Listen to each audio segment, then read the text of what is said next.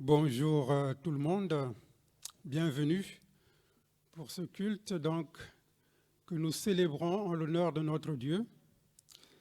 Bienvenue à tous ceux, toutes celles qui nous visitent, qui sont là pour la première fois. Et je crois savoir qu'il y a la maman de Gaël, quelque part. Ouais, bonjour, en tout cas, soyez la bienvenue. Que tous ceux qui sont ici se sentent donc en famille et vous êtes chez vous. Voilà, pour commencer ce culte, nous allons chanter. Nous allons chanter le premier cantique qui s'appelle « Comment expliquer ?» Parce qu'en effet, la foi chrétienne, ce n'est pas un ensemble de rites, ce n'est pas de la tradition. On n'est pas là par habitude, par coutume, mais parce que c'est quelque chose de très profond qui sort de notre cœur. Et parfois, on n'a même pas les mots pour expliquer ce que nous ressentons, notre amour pour Dieu. Donc ce cantique dit « Comment expliquer l'amour qui est en moi et que j'ai pour mon Seigneur ?» Donc levons-nous pour chanter « Comment expliquer ?»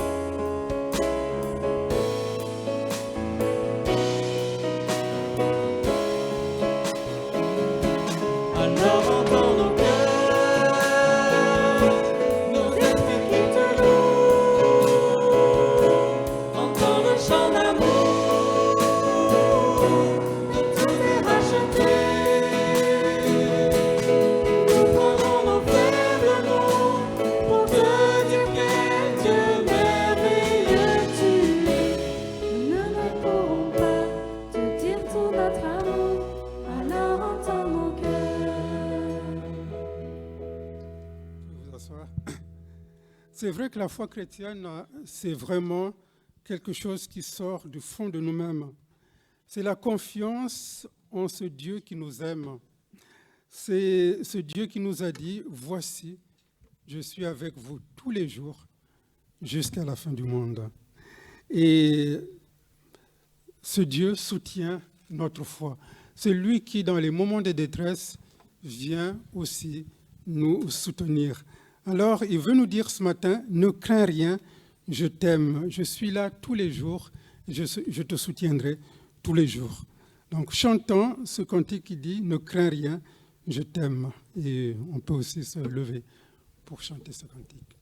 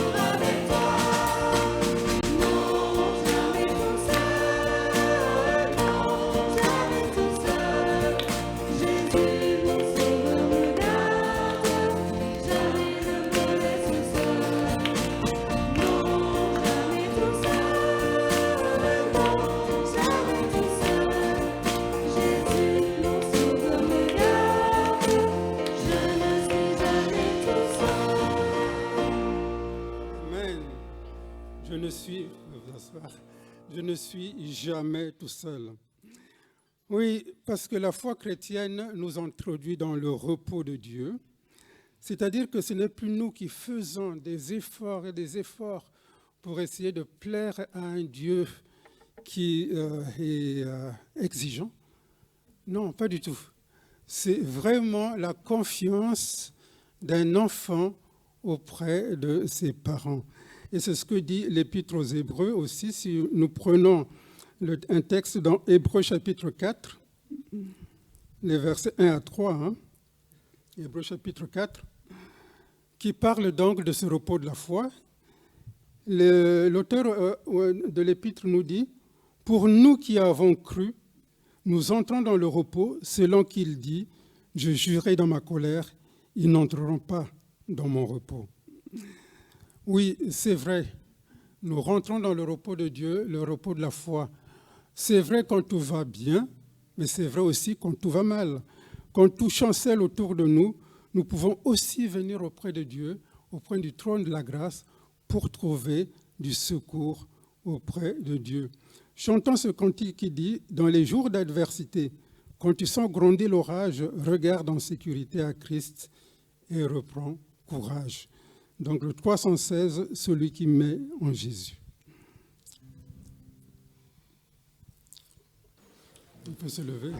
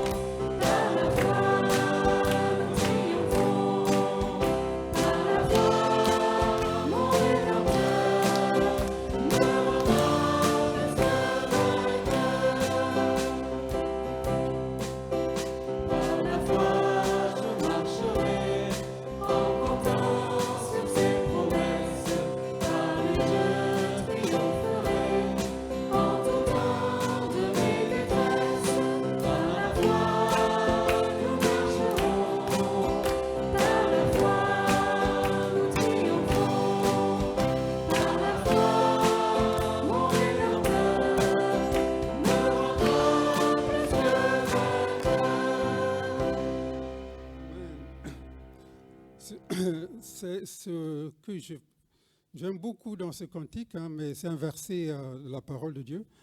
Par la foi, mon Rédempteur me rendra plus que vainqueur. Ce n'est pas simplement vainqueur, mais plus que vainqueur. Oui, l'Épître aux Hébreux poursuit donc au chapitre 4, verset 11. Il nous dit « Empressons-nous donc d'entrer dans ce repos, afin que personne ne tombe en donnant le même exemple de désobéissance. » Empressons-nous. C'est donc une invitation très pressante à entrer dans le repos de la foi, c'est-à-dire à se reposer dans l'œuvre accomplie par Christ une fois pour toutes à la croix du Calvaire. Nous voulons être de ceux qui obéissent, ne pas faire comme les Israélites qui ont désobéi et qui sont tombés dans le désert. Mais nous voulons rentrer réellement dans ce repos de la foi. Et chantons ce cantique qui nous dit « Tu m'offres chaque jour ton infaillible amour, toi qui as fixé le cours des étoiles, sois mon ancre et sois ma voile, sois celui sur qui je peux véritablement me reposer. » Donc chantons mon ancre et ma voile.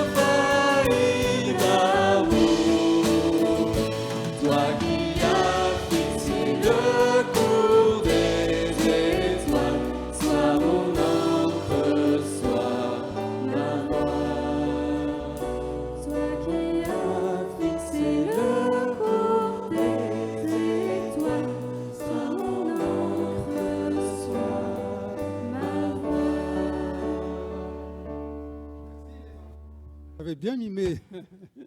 C'était très, très bien. Voilà, soit mon oncle, soit ma voile. On continue de lire donc toujours dans Hébreux chapitre 4, verset 16. Oui, puisque nous sommes entrés dans le repos de la foi, l'auteur de l'épître aux Hébreux nous dit « Approchons-nous donc avec assurance du trône de la grâce afin d'obtenir miséricorde et de trouver grâce pour être secouru dans mes besoins. » Est-ce que tu as des besoins ce matin, frères et sœurs? Est-ce que tu as quelque chose à dire, peut-être une louange au Seigneur? Eh bien, le Seigneur t'invite ce matin à exprimer tes besoins, à exprimer ce que tu ressens devant le trône de sa grâce. Courbons-nous donc dans la prière et exprimons vraiment le plus profond de tout notre cœur devant le Seigneur. Et je terminerai. Donc, courbons-nous devant le Seigneur.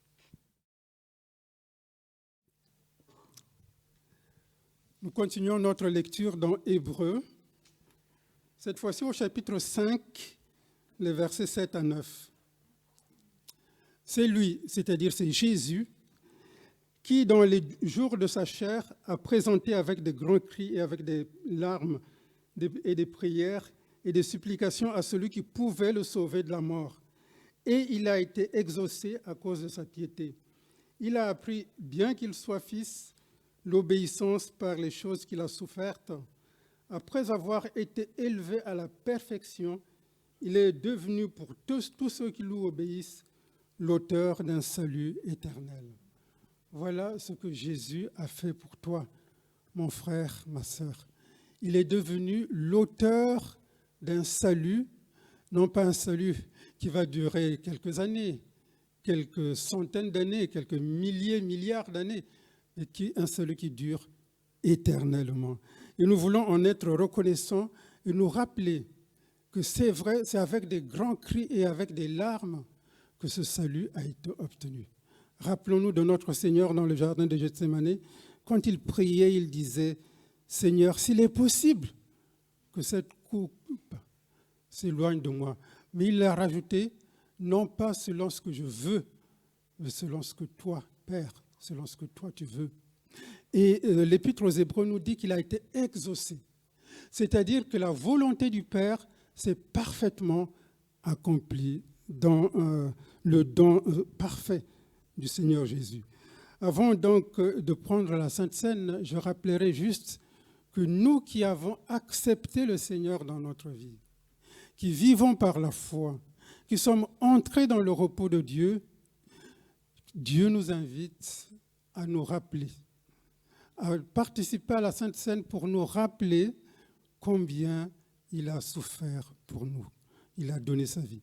Donc, pour tous ceux qui ont réalisé cela, qui ont témoigné par les eaux du baptême et qui vivent en harmonie avec les frères et sœurs, avec toute l'Église, je vous invite à vous lever, non pas parce que vous êtes meilleurs, que nous sommes meilleurs que les autres, mais simplement parce qu'un jour, dans notre cœur, nous l'avons reconnu et nous l'avons témoigné publiquement devant tout le monde que nous appartenons désormais à Jésus-Christ. Alors pour tous ceux, toutes celles qui ont fait ce pas, je vous demande donc de vous lever pour participer à la Sainte Seine et je demanderai aux frères que j'ai sollicités de venir pour la distribution.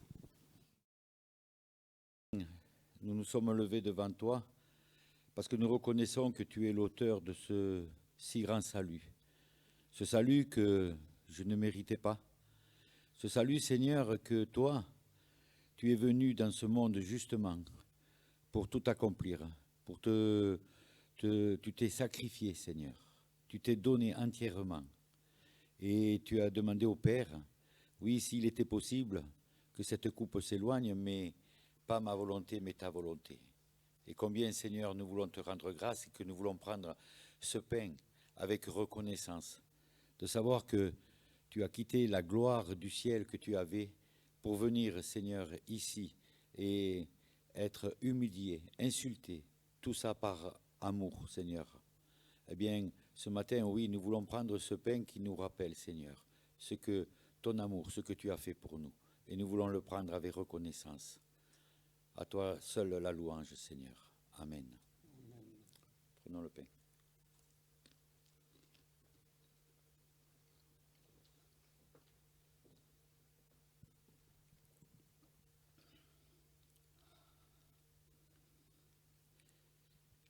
Comment expliquer un si grand amour avec des faibles mots? Seigneur notre Dieu, tu as donné ton corps pour nos péchés et ton sang a coulé à la croix pour la rémission de nos péchés, pour nous purifier de toute iniquité. Tu les as pris et tu les as jetés derrière toi, loin, et tu nous as rendus plus blancs que la neige. Seigneur notre Dieu, nous te sommes reconnaissants de tout cela. Nous voulons maintenant vraiment rentrer dans ton repos et espérer en toi. Notre Dieu, nous te bénissons dans le précieux nom de Jésus. Amen. Buvons la coupe. Je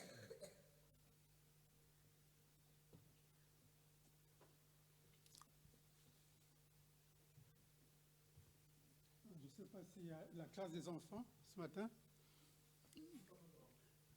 Les grands? Petits et grands. Voilà, donc petits et grands.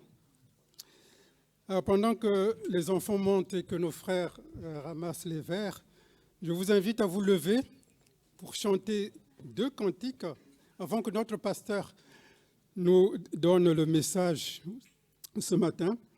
2 cantiques justement qui nous apprennent que les ténèbres ont reculé lorsque Jésus a donné sa vie sur la croix. Les ténèbres ont reculé.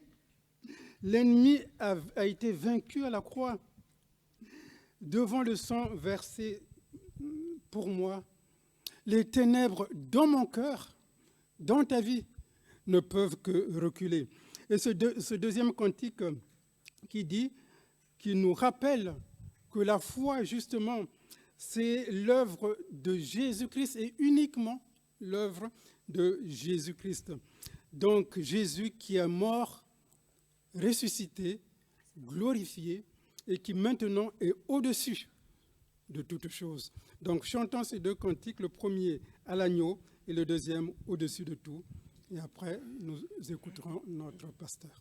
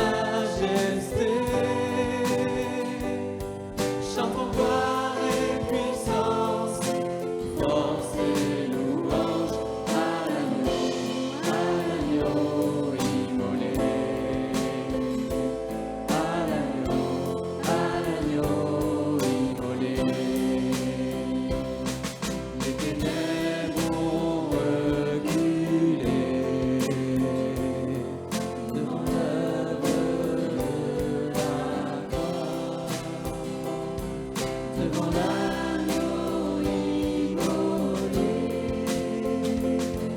et le sang versé pour moi. Tous les anges louent sa sainteté, l'univers crie sa majesté, chante en gloire et puissance, force et louange à l'agneau immolé, à l'agneau immolé. La vie qu'il a donnée, la vie qui est en moi, tant d'amour et à jamais, ma reconnaissance au roi. Tous les anges louent sa sainteté, l'univers crie sa majesté, chante en gloire et puissance, force et louange à l'agneau immolé, à l'agneau immolé.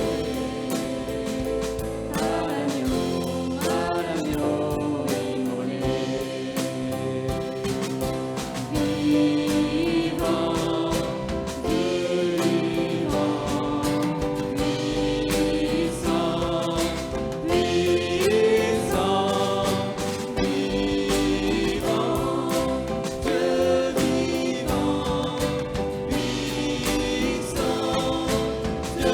puissant, Dieu vivant, Dieu tout-puissant, tous les anges louent sa majesté, l'univers crie sa majesté, chante en gloire et puissance, force et louange à l'agneau immolé, à l'agneau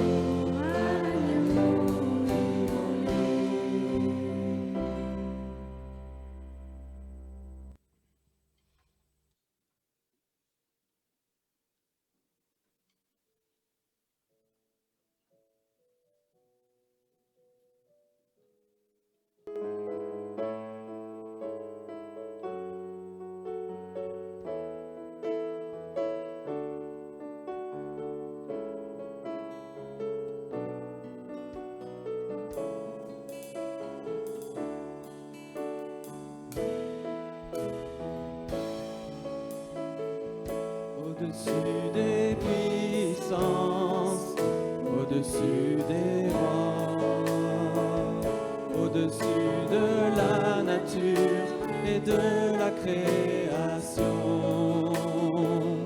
au-dessus de tous les plans des hommes sages. Bien avant le monde, tu existais, au-dessus des royaumes, au-dessus des trônes, au-dessus des merveilles que ce monde a connues,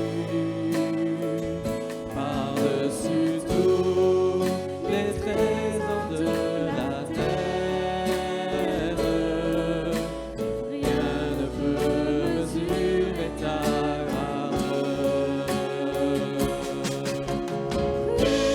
crucifié, seul abandonné, tu as souffert, méprisé, rejeté, telle une rose, foulée sous nos pieds.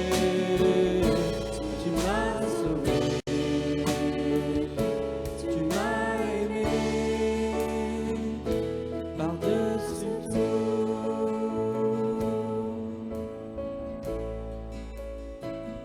Au-dessus des puissances, au-dessus des rois, au-dessus de la nature et de la création,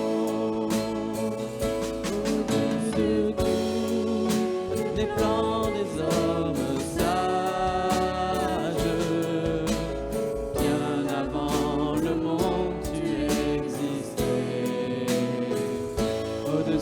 des royaumes, au-dessus des trônes, au-dessus des merveilles que ce monde a connues, par-dessus tous les trésors de la terre,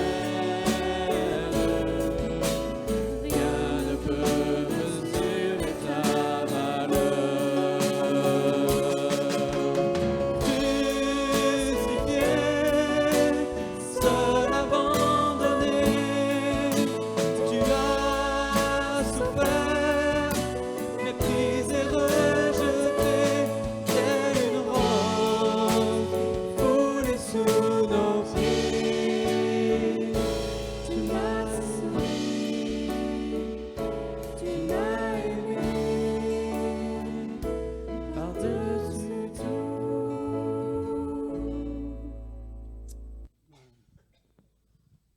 Je laisse donc la place à notre pasteur pour le message et que vraiment nos cœurs soient disposés à écouter la parole de Dieu.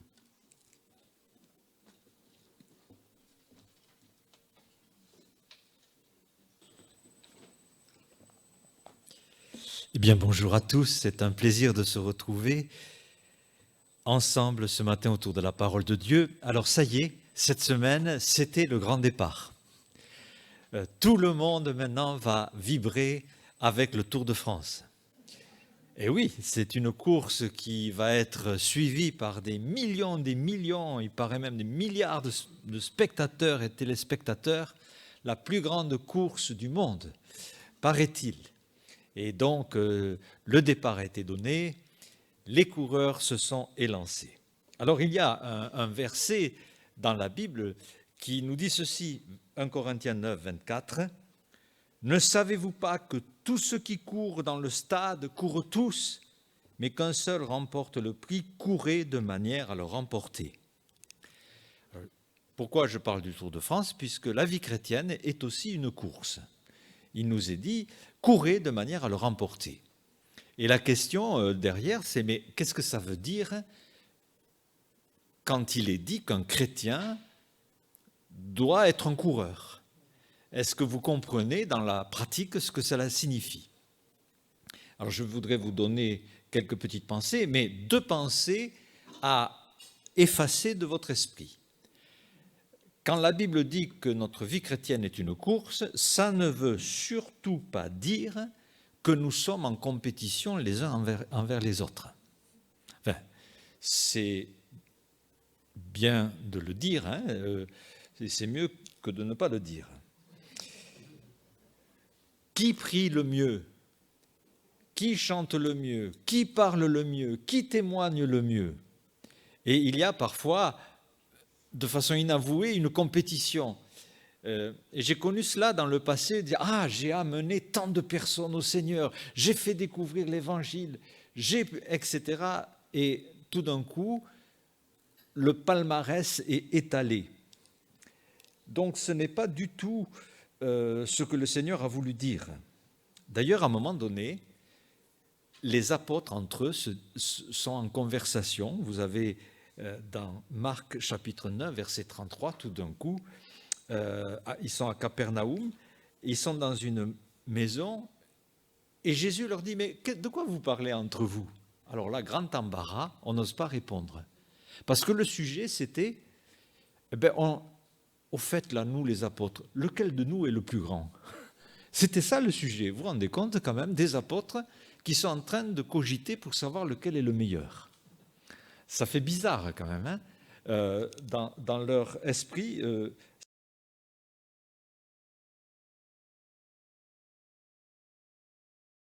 Enfin, il répond à une non-réponse parce qu'ils sont tellement embarrassés qu'ils ne disent rien. Et le Seigneur leur dit, si quelqu'un veut être le premier, il sera le dernier, le serviteur.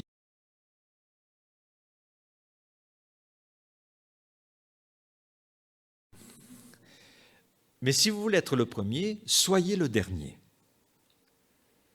Au début de l'Église, on cherchait aussi la star du moment.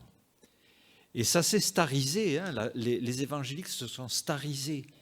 Il y a de très grands prédicateurs avec des sites, avec des chaînes de télé. des groupes musicaux qui sont internationalement connus.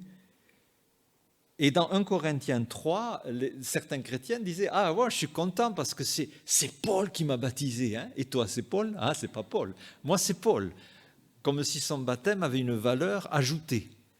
Hein. Et Paul va leur répondre « Mais on n'est rien. L'un sème, l'autre arrose, mais c'est Dieu qui fait croître. » Et là, il remet les choses à l'heure. Galates 6.3, si quelqu'un pense être quelque chose, et si l'un de nous pense être quelque chose, quoi qu'il ne soit rien, il s'abuse lui-même. Dans 3 Jean, il est écrit au sujet de certains Diotrephes qui aiment être le premier. Et pour éviter la concurrence de Paul, d'ailleurs, il ne veut même pas les recevoir parce qu'il a peur de peut-être pas tenir la comparaison. La Bible dit que l'homme de Dieu est appelé un ministre de culte. Officiellement, le pasteur est ministre de culte. Et donc les anciens sont aussi des ministres de culte. Dans 1 Timothée 4, verset 6, « Tu seras un bon ministre de Jésus-Christ. » Mais le mot « ministre », vous savez ce que ça veut dire ? Ça veut dire littéralement « moins ». Alors, quand vous avez des comparaisons ou des racines, moins, vous avez d'autres mots. Donc, celui qui est minime, mineur, tous ces mots ont la même racine. Je ne sais pas si nos ministres sont au courant. Mais ceux qui servent le Seigneur doivent se rendre compte que c'est cela la racine de ministre. Et dans la Bible, c'est la traduction grecque de diakonos qui veut dire servir. Un ministre est un serviteur qui est au service des autres. Donc, voilà, on a bien compris que la course, c'est pas ça. Et la deuxième chose que la course n'est pas, ce n'est pas faire tout très vite. Alors, c'est vrai que le monde va vite. On zappe vite d'une chose à l'autre. C'est la vitesse qui compte. Et on n'est pas là à speeder. On n'a pas besoin de speeder. Hein. Alors, peut-être certaines personnes qui découvrent l'Évangile, on dirait qu'elles veulent rattraper du temps. Et elles sont dans une forme d'enthousiasme. On peut comprendre, puisque enthousiasme, dans le mot enthousiasme, il y a théo qui veut dire Dieu. Être enthousiaste, ça veut dire être porté par Dieu. Donc, on comprend que vous soyez enthousiaste, zélé. Mais attention, calmos. On ne peut pas aller plus vite que la musique. On peut partager notre joie, on peut partager nos convictions, mais la Bible nous dit de le faire avec douceur, avec patience, avec respect, pour justement ne pas brûler les étapes. La Bible dit dans Ésaïe 30, c'est dans le calme et la confiance que sera votre force. Alors c'est sûr qu'aujourd'hui, les coureurs qui vont prendre l'étape de la journée, on ne va pas leur dire « soyez calme, tranquille, prenez votre temps ». Mais dans la vie chrétienne, on ne se précipite pas. Et il y a toujours cette image du fermier qui sème. Nous plantons, nous partageons le trésor que nous avons reçu. Et puis, chacun, comme nous d'ailleurs, on nous l'a annoncé, ça fait son chemin, on réfléchit. Et pour que ça devienne une réalité, ça ne peut être qu'entre soi et Dieu. Et même celui qui nous a transmis la connaissance de l'Évangile, au fond, n'a pas interféré, sauf si on le demande. Vous vous souvenez de l'Éthiopien qui dit « J'aimerais bien être aidé pour comprendre le passage que je lis. » Mais c'est entre soi et Dieu. Et on n'a pas du tout à subir la moindre pression, sauf celle de notre conscience et du Seigneur qui nous parle. Et quand on témoigne, on partage l'Évangile, la vie chrétienne n'est pas une course dans le sens où il faut faire vite, il faut que des personnes aient compris telle vérité, telle vérité, telle vérité. Ça fait des dégâts incroyables. À titre personnel, je n'arrive pas à acheter quoi que ce soit quand je vais dans un magasin et qu'un vendeur commence à me mettre le grappin dessus. C'est le seul truc qui fait que je suis bloqué, je n'arrive plus à réfléchir sur ce que je veux acheter. Alors peut-être que vous êtes comme ça.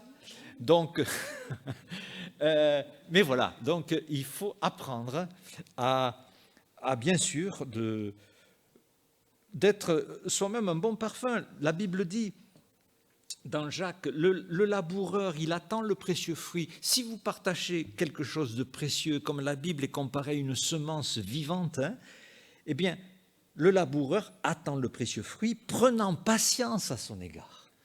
Alors, vous voyez, ça ne va pas avec l'image de la course. Il prend patience.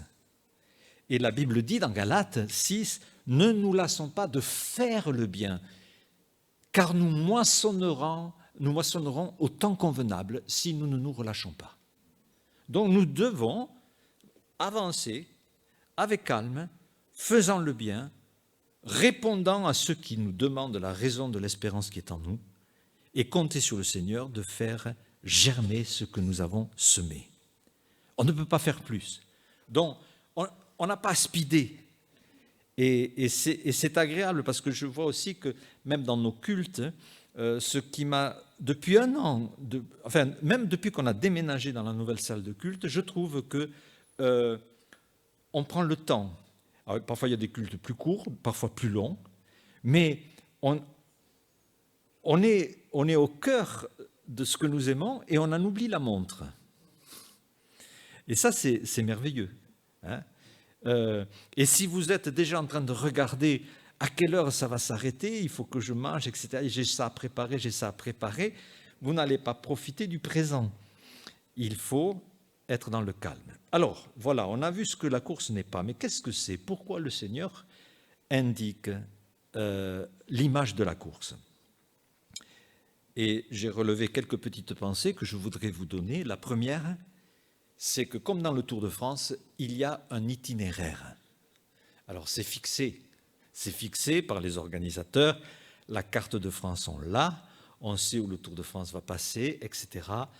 Et il y a toutes sortes d'étapes et c'est très varié.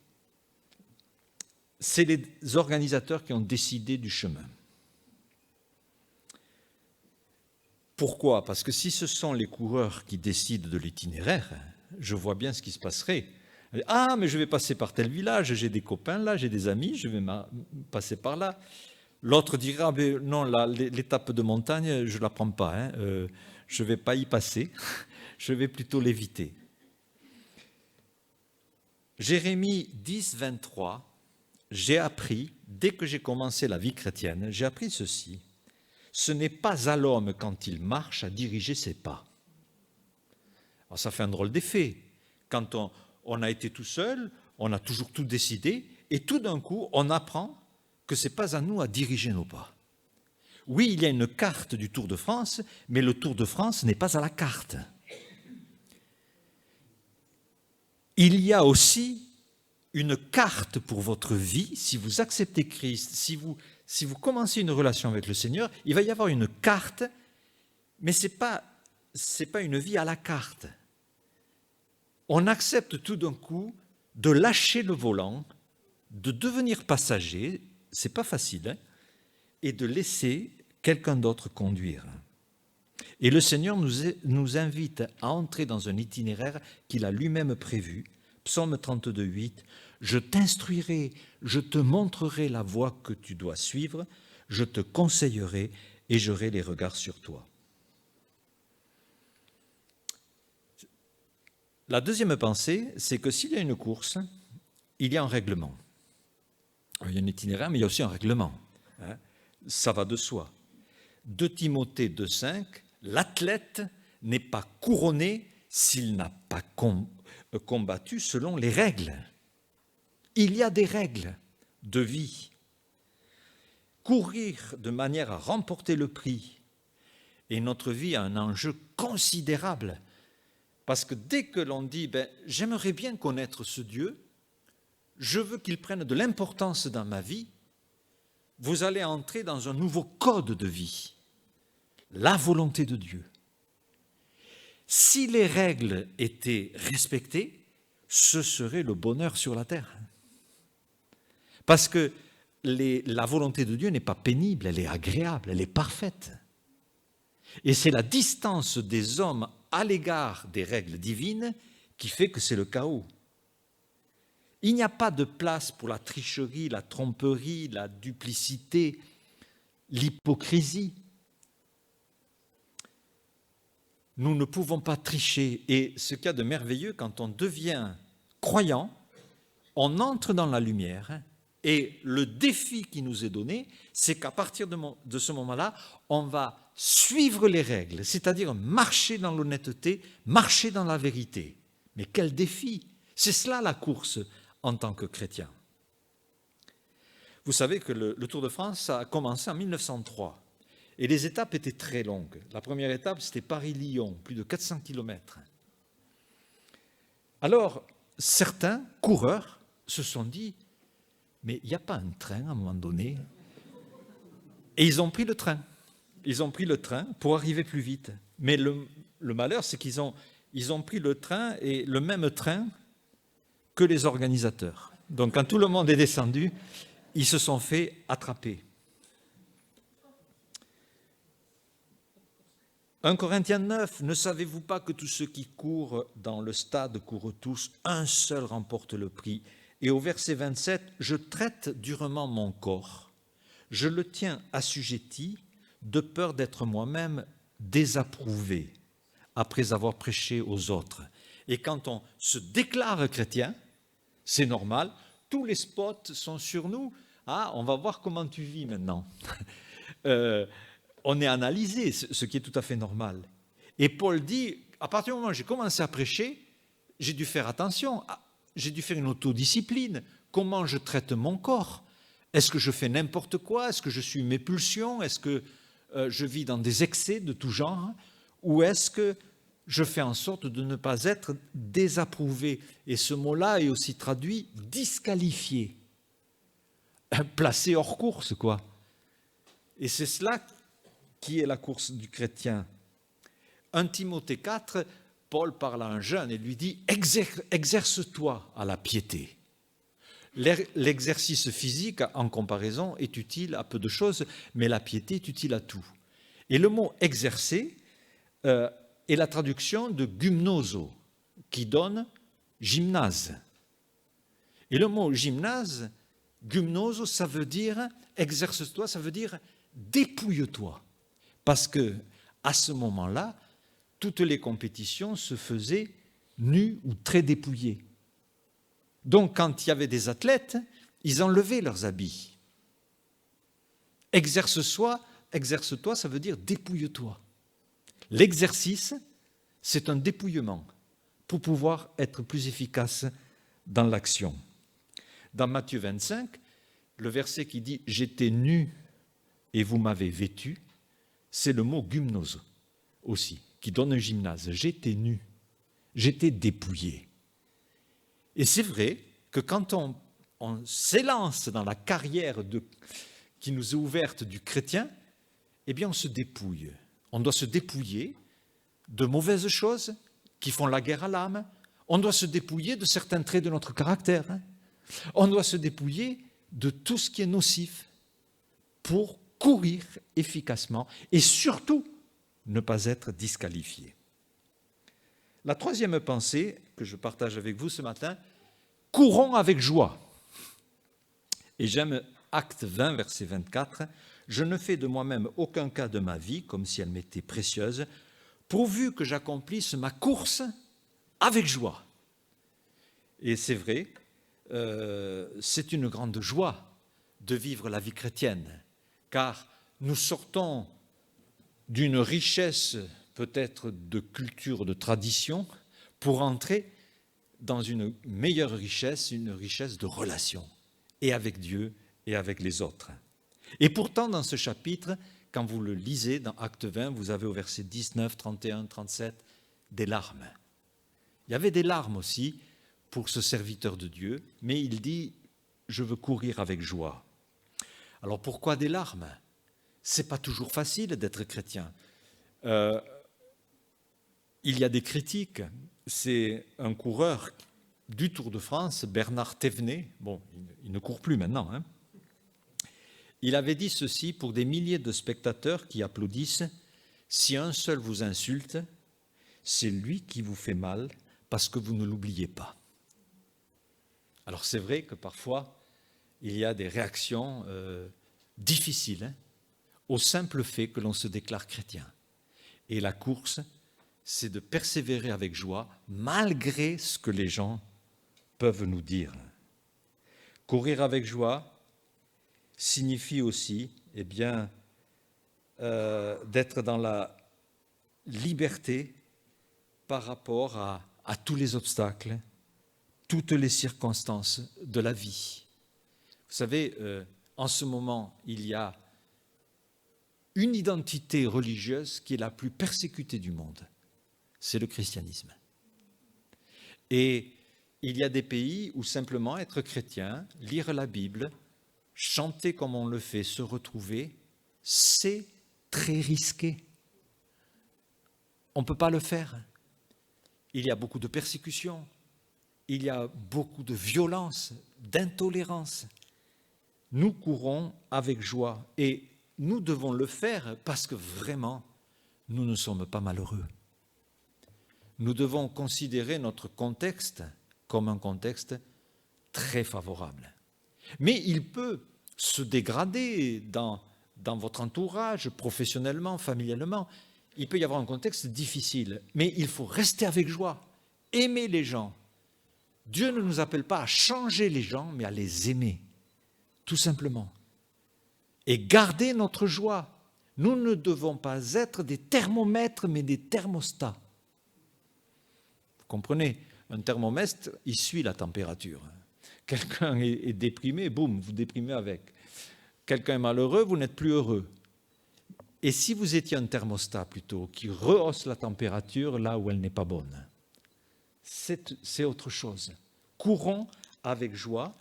Il peut y avoir des circonstances difficiles. Et il y avait un coureur, un Italien, Gino Bartali, qui a gagné plusieurs fois le Tour de France, plusieurs fois le Tour d'Italie, et il vivait dans une époque très difficile, puisque c'était la Deuxième Guerre mondiale. Mais comme il aimait beaucoup la course, mais il aimait beaucoup aussi les Juifs. Et il était très malheureux de voir qu'on arrêtait les Juifs, qu'on les exterminait. Et il s'est dit, mais est-ce que je peux faire quelque chose? Parce que c'était quelqu'un de très croyant. Il voulait faire quelque chose. Alors, il s'entraînait, mais il faisait des circuits de vélo de telle sorte qu'il repérait là où il y avait des postes de police, des contrôles, et il donnait les renseignements à la résistance. Et puis il a été contrôlé plusieurs fois, mais personne n'a soupçonné ou imaginé que dans la selle, que dans les tuyaux du vélo, il y avait des papiers pour permettre à des Juifs d'échapper. Et donc il a été vivement remercié, et à Jérusalem, il y a une plaque en son honneur d'ailleurs, qui a été mise, avec ce verset d'Ésaïe, « Je leur donnerai un nom pour toujours » à ceux qui justement ont servi de cette manière. Il a pris des risques, mais quels risques nous avons à prendre, nous? Qu'est-ce que nous risquons? Et parfois nous sommes, nous ne devons pas être timides, nous devons partager notre joie, et quand bien même on aurait des retours négatifs, soyons dans la joie de connaître le Seigneur et de partager cette joie. Car la Bible dit dans Hébreux 6,10, « Dieu n'est pas injuste pour oublier votre travail ni l'amour que vous avez montré pour son nom. » Et j'aurais encore une pensée, c'est que s'il y a cet exemple de la course qui est repris dans la Bible, c'est parce que le Seigneur veut vraiment qu'on soit persévérant. Une course appelle la persévérance. Galates 5,7, vous couriez bien. Mais qui vous a arrêté? Pourquoi vous ne courez plus? Pour vous empêcher d'obéir à la vérité. Et cette influence ne vient pas de celui qui vous appelle. Le monde fait pression pour qu'on on s'arrête, pour que voilà, on devienne fade, on pense tout et son contraire. 2 Timothée 4,10, un ami de Paul dit, il est question de lui, Démas, il m'a abandonné par amour du siècle présent. Vous couriez bien, qui vous arrêtez? L'amour du siècle présent peut faire qu'on sorte de la course, de la volonté de Dieu, de l'itinéraire que Dieu a préparé. Et alors, l'amour du monde présent, attention, ça ne veut pas dire nous ne devons pas vivre, nous vivons avec le monde. Mais on n'est pas obligé de prendre tout ce qui est négatif dans ce monde. Et déjà, quand on se sépare, les gens le trouvent bizarre. Il y a même un verset qui dit « Ils trouvent étrange que vous ne vous précipitez pas dans les mêmes excès que eux. » Mais nous ne devons pas abandonner. Et ce mot « abandonner » est un mot bien triste dans la Bible. Je pense à Jérémie 2, versets 12 et 13. « Soyez étonnés, frémissez d'épouvante, car mon peuple a commis le double péché. Ils m'ont abandonné, moi, qui suis une source d'eau vive, pour se creuser des citernes crevassées qui ne retiennent pas l'eau. »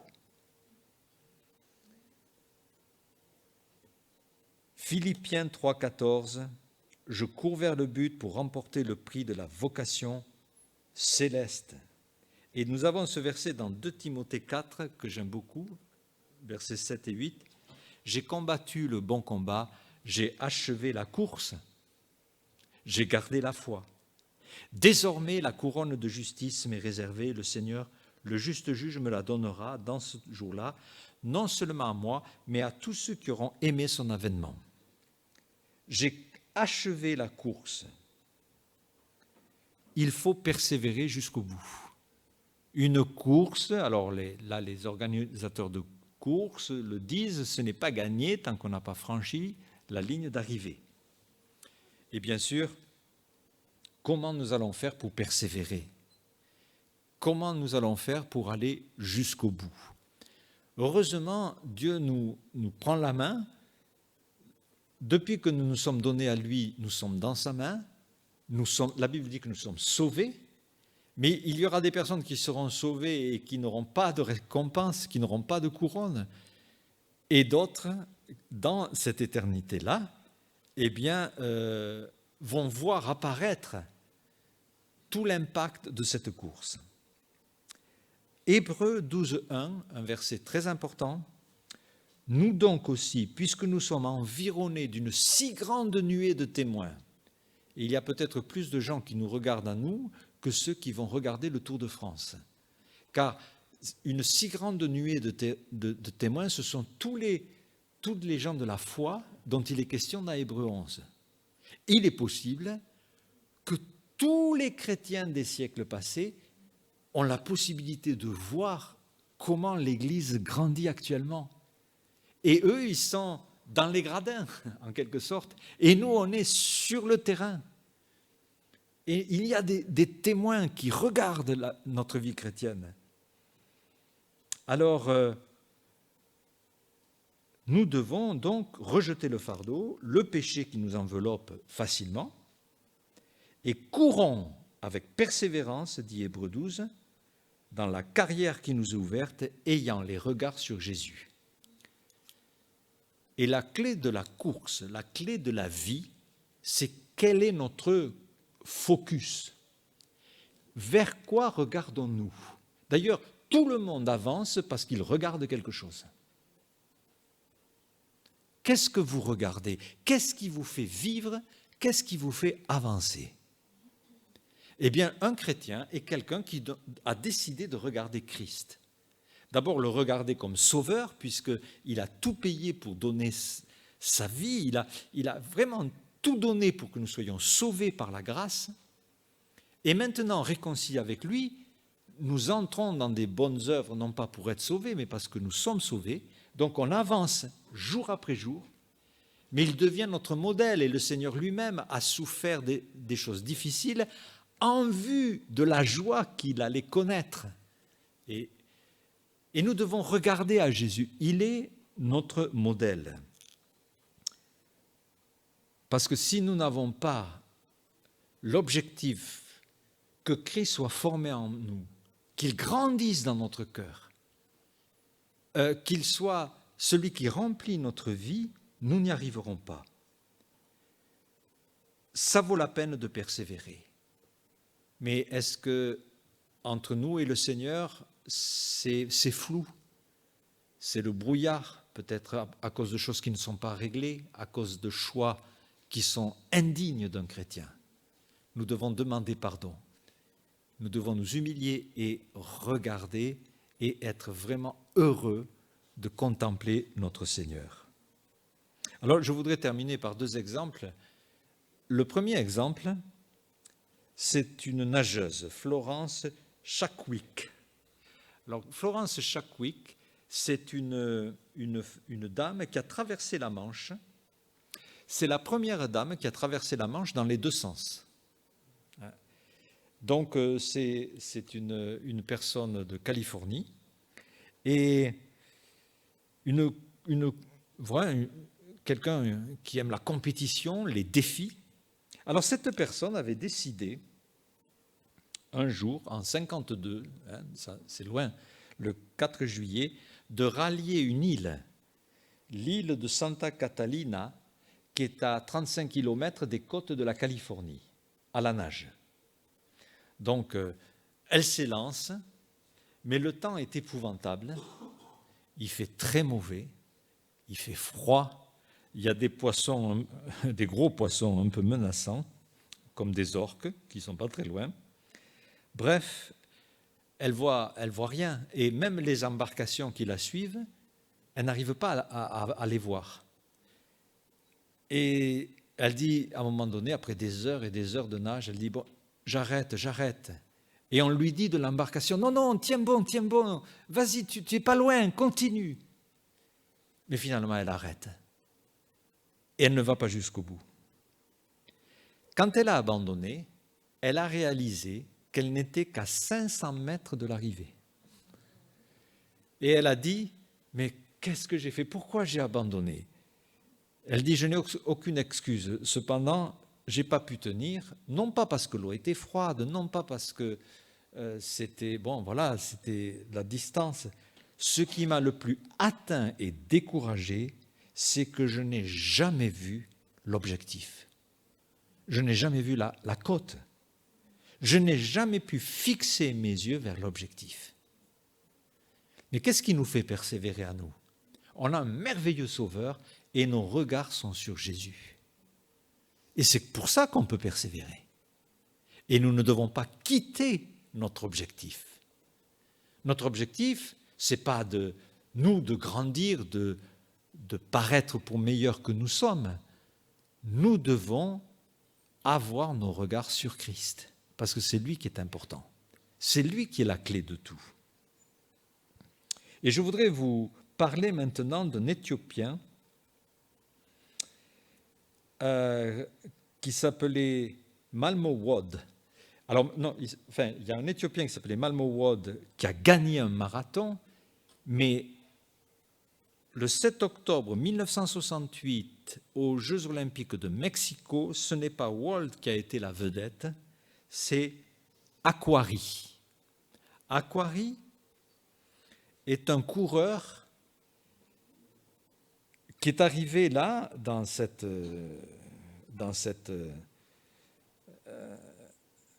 compétition. Il est arrivé de la Tanzanie. Il a eu une course épouvantable. Il est tombé plusieurs fois. Il s'est cassé l'épaule. Il a heurté des rochers. Il avait des blessures aux jambes.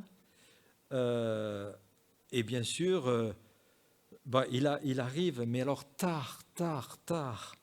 Et les gens attendaient, mais on ne pouvait pas fermer le stade tant qu'il n'était pas arrivé. Le Tanzanien finit enfin d'arriver dans le stade après cette course de marathon. Et les gens qui sont là l'acclament, les journalistes le prennent en photo des milliers de fois. Enfin, il a plus d'attention que celui qui a gagné la course. Il a donc des bandages aux jambes, etc. Et on l'interviewe, on lui dit, mais pourquoi vous ne vous êtes pas arrêté? Et il a eu cette phrase qui est restée célèbre, « Mon pays ne m'a pas envoyé à 8000 kilomètres de chez moi pour que je prenne le départ, il m'a fait venir ici pour que je termine la course. »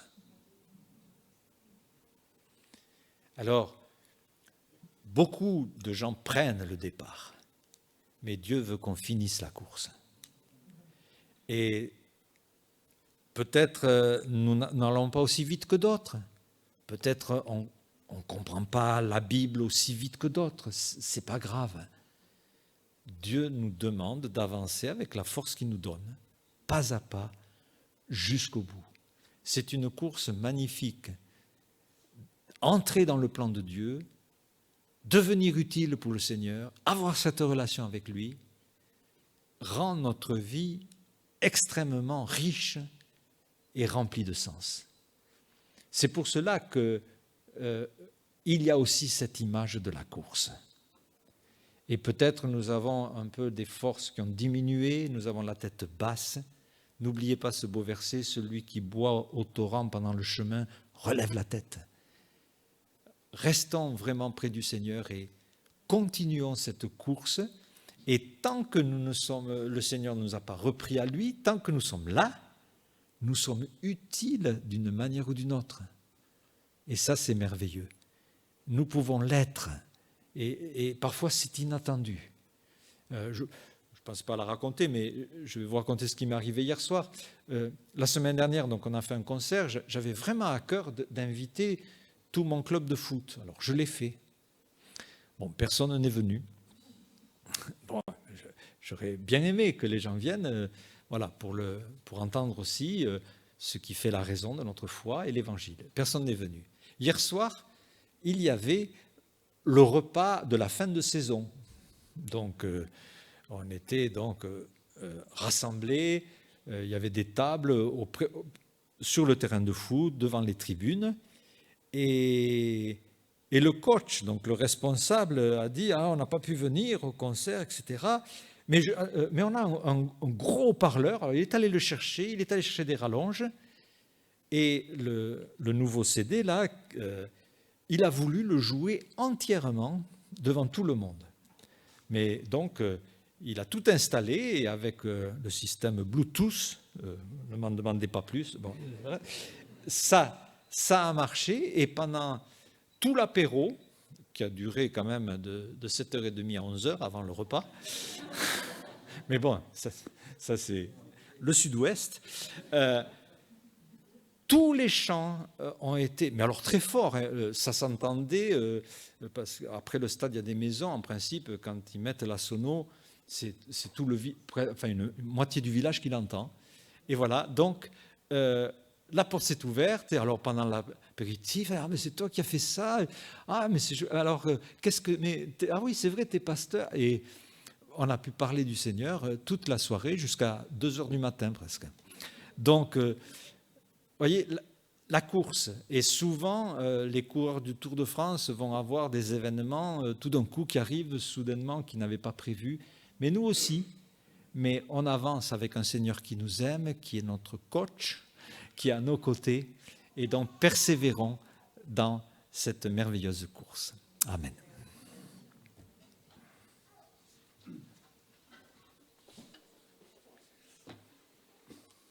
Merci à notre pasteur pour cet encouragement ultra encourageant. Oui, la foi chrétienne est une course, la vie chrétienne est une course. Et nous terminerons cette course. Pas par nos propres forces, mais grâce à Dieu. Et voilà, donc maintenant, ça se termine la partie enregistrée.